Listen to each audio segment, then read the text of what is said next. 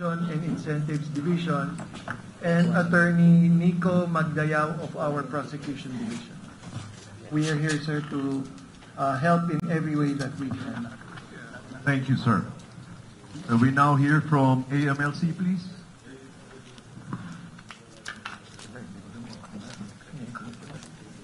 Okay, we'll proceed. We'd like to call Civil Aviation Authority of the Philippines, CAAP. Good morning, sir. I am Raul Del Rosario, the Director General of CAAP. Together with me is the Deputy Director for Administration, Attorney Danjon Lucas, and our Legal Officer, Attorney Ana Castigador. Thank you, sir. Civil Service Commission. Okay.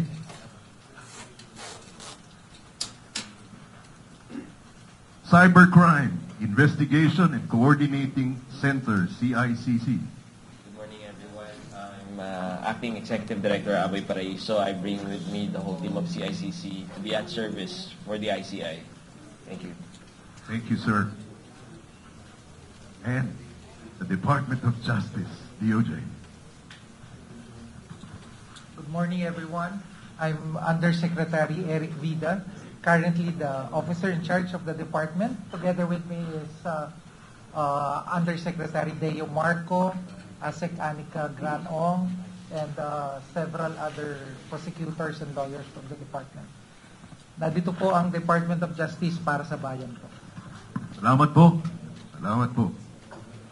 And of course, ang ating warrior na araw-araw ay lumalaban. Tinanong po siya, ikaw ba'y nakakatulog pa? Sabi niya, paano kung makakatulog? May lindol, may tulay. Ladies and gentlemen, Department of Public Works and Highways, DPWH. Good morning po to our chairman and members of the ICI. Maraming salamat po sa ibang ahensya. Dito kami para masigurado na hindi kami makulong pero maibalik yung pera ng kabayan natin. Sabi ng Pangulo ko, sumisyon sa kayaan natin. Tingsan siguro kasi, I think the people deserve their money back. Yun lang po. Thank you. Thank you, sir. Insurance Commission. Good morning. Good morning to the ICI. Good morning, everybody. I am Jason Paredes. I am the Deputy Commissioner of the Insurance Commission for Legal Services Group. I am here in representation of our Commissioner, Commissioner Reynaldo Regalado. I am here also with the Chief of Staff of our Commissioner, Attorney Joan Castro. And sirs, the Insurance Commissioner is here to help in whatever way we can to resolve this issue. Thank you. Salamat po. Land Registration Authority, LRA.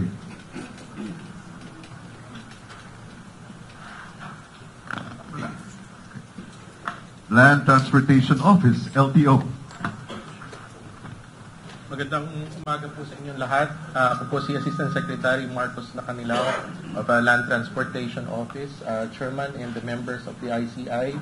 Nandito po ang LTO upang magbigay ng malinaw na detalye regarding dito sa mga sasakyan na iniimbestigahan ng ICI. Magandang umaga po. Salamat po. Maritime Industry Authority, Marina. Good morning po. I am Eusebia Cadlumboco. I am the Director of the Marina Legal Service, representing Administrator Sonia B. Malaluan. With me is Director Victor Generato, the Director of Management Information System Services of Marina. Marina is here to support this investigation. Thank you. Maraming salamat. Now I'd like to ask our chairperson of the ICI.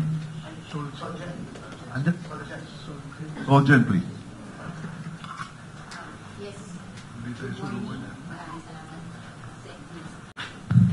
So I am Darlene Marie Berberabe, Solicitor General, and with me are two of my Assistant Solicitor General, ASG Eric Panga and ASG Mark Perete. Good morning. Good morning po. Thank you. Philippine Competition Commission, please. PCC. Good morning, everyone. I'm Kenneth Tanate, the Executive Director of the PCC. Together with me are Attorney Anita Castillo from our enforcement office and Hubert Taguamos from the Office of Election Bureau. So we are here to assist the ICI in accordance with all my Maraming salamat po. National Bureau of Investigation, NBI. Philippine Presidential Commission on Good Government, PCGG. And from the Securities and Exchange Commission, SEC.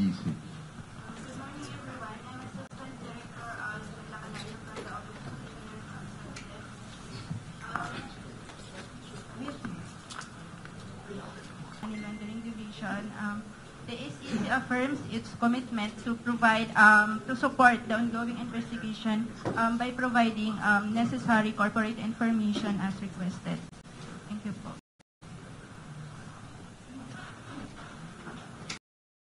So ladies and gentlemen, please welcome the chairperson of the ICI, Justice Andres B. Reyes. Good morning. On behalf of the Independent Commission on Infrastructure, I extend our sincere thanks for all the government agencies that have accepted our invitation. Institutional and other public infrastructure projects under investigation. Before we begin, please let me acknowledge the presence of our partners and representatives from the following agencies. I won't anymore mention their names. We have the DOJ, Department of Justice, Department of Public Works and Highways, Office of the Solicitor General, Commission on Audit, Civil Service Commission, Bureau of Customs, Insurance Commission, Securities and Exchange Commission, Cybercrime Investigation and Coordinating Center, and Civil Aviation Authority of the Philippines. Our support staff and fellow members of the ICI, I thank you all for joining us today.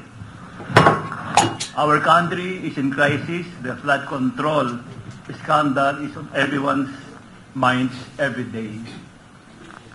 We are all enraged, hurt, and betrayed by what was done to deliberately manipulate our finances and only to feed the greed of not a few government officials. Money that should have been utilized to better the lives of Filipinos were instead used by corrupt individuals to buy exotic cars, luxury vacations, and even gamble in casinos. However, the Filipinos have now been awakened and are watching.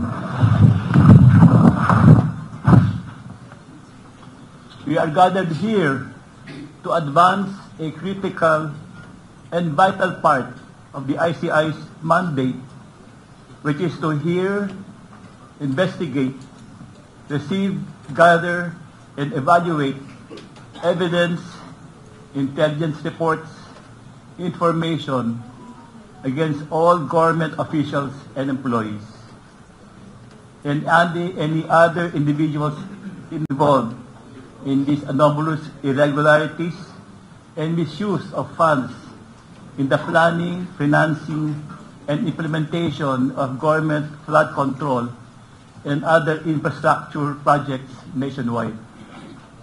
All those persons responsible for this may be prosecuted and jailed. But to completely heal our nation, justice is not enough. We need restitution. Again, we need restitution. The law defines restitution as an act of making good or giving equivalent for any loss, damage or injury, and indemnification.